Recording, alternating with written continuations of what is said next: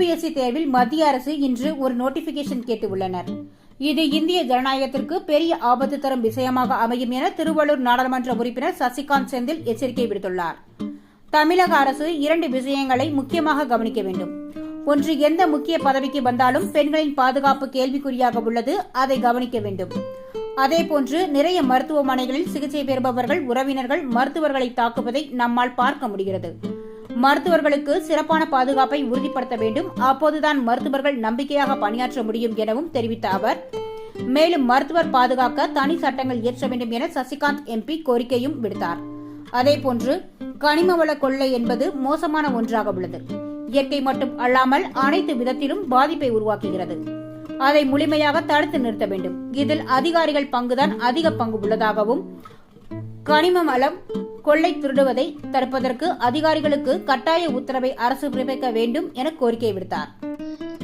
அதனால ஜனநாயகத்தின் அமைப்புகளை ஒரு மாதிரி ஃபண்டமெண்டலாகவே அட்டாக் பண்ணுறது ஒரு பாசிச சக்தியோடைய இயல்பு.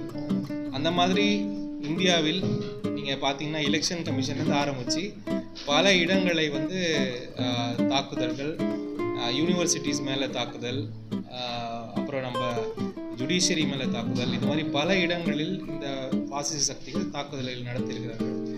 அதே மாதிரி இன்னைக்கு IAS, இது Indian administrative service, in fact executive, அதில் பர்மனன்ட் எக்ஸிக்யூட்டிவ்னு சொல்லப்படுற இந்த சிவில் சர்வீஸை முழுமையாக அழிப்பதில் ஒரு முன்னெடுப்பு எடுத்து வச்சுருக்காங்க.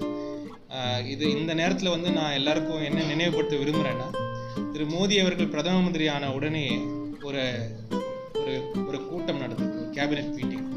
அந்த கூட்டத்தில் அவர் ரொம்ப ஓப்பனாகவே இந்தியன் அட்மினிஸ்ட்ரேட்டிவ் சர்வீஸை கண்டிப்பாக என்னுடைய காலகட்டத்தில் நான் ஒழித்தே தீர்வேன்னு ஓப்பனாகவே பேசியிருக்காரு.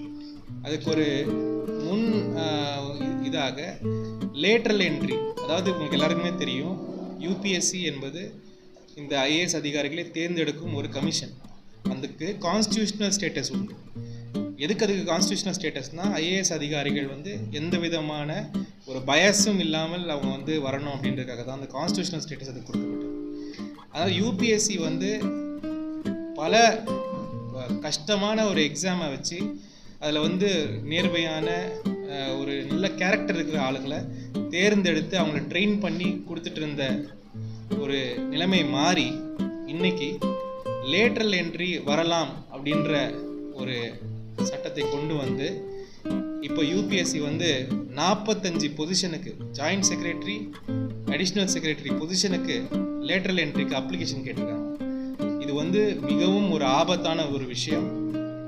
இந்தியாவின் பல இன்ஸ்டிடியூஷன்ஸ் இதனால் செயலிழக்க செய்வதற்கான ஒரு முயற்சி. இன்ஃபேக்ட் போன வருடங்களில் இந்த லேட்டரல் என்ட்ரியில் யார் யார் வந்தாங்கன்னு பார்த்தீங்கன்னா, முழுமையாக RSS மற்றும் BJPயின் சப்போர்ட்டர்ஸ்